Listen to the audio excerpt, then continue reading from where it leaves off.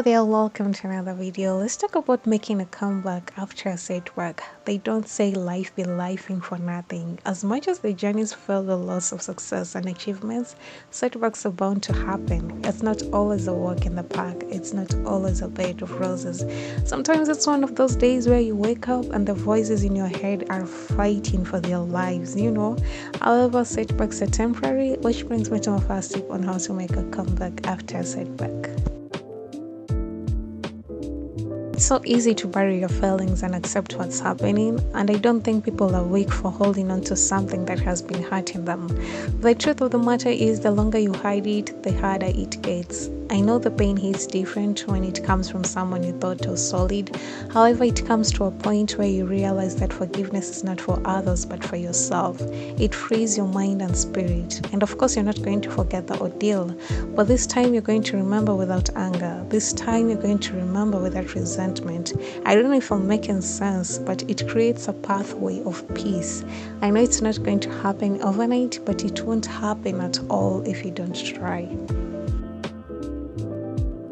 Always replace why is this happening to me with what is this trying to teach me. If you stay positive in a negative situation, you win. If you can't control what's happening, challenge yourself to control the way you respond to what's happening.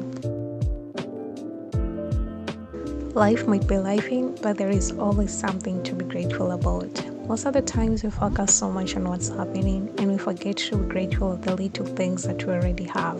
Those little things make each day positive and allows us to be more mindful and appreciative of life.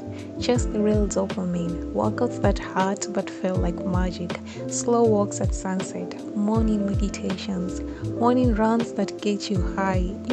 Focus on those everyday things that are easy to take for granted. Listen, there is no elevator in the healing process. You have to take the stairs. Tackling it all at once can be overwhelming and exhausting, so cultivating patience and endurance creates that path for clarity and hence making better decisions for your future. Be patient with yourself and take baby steps. If it's in God's will, it will happen, and if it's not, God always has a better plan. No amount of anxiety will change your past, and no amount of anxiety will change your future.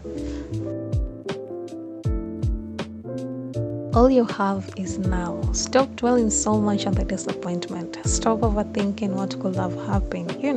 What is done is done. You can't change that. And honestly, if you still have the time to worry about it, honey, you definitely have the time to pray about it. If something is for you, it's going to give you clarity and alignment and not confusion.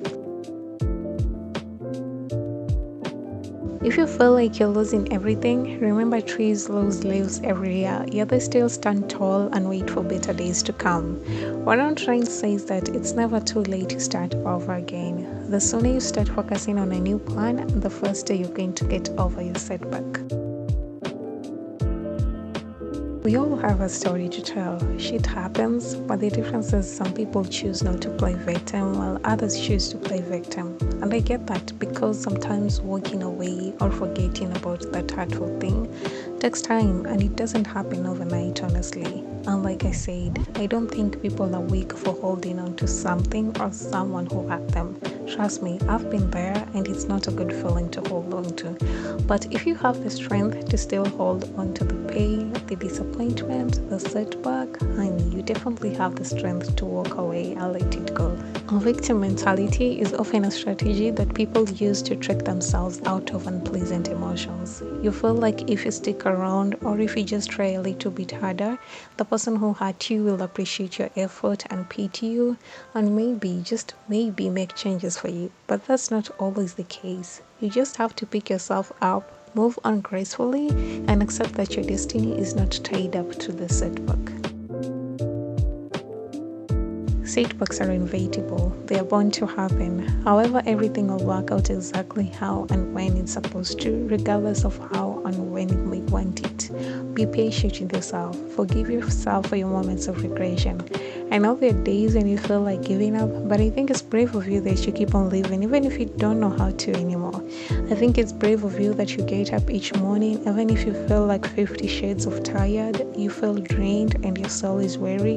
And remember that God did not remove the Red Sea, He parted it. He may not remove all your problems, but He always makes a way. And sometimes we go through problems so that people may see the hand of God in you when blessings finally start coming through. So hold your head up, keep on fighting. Let this comeback be personal. Let it be an apology to yourself.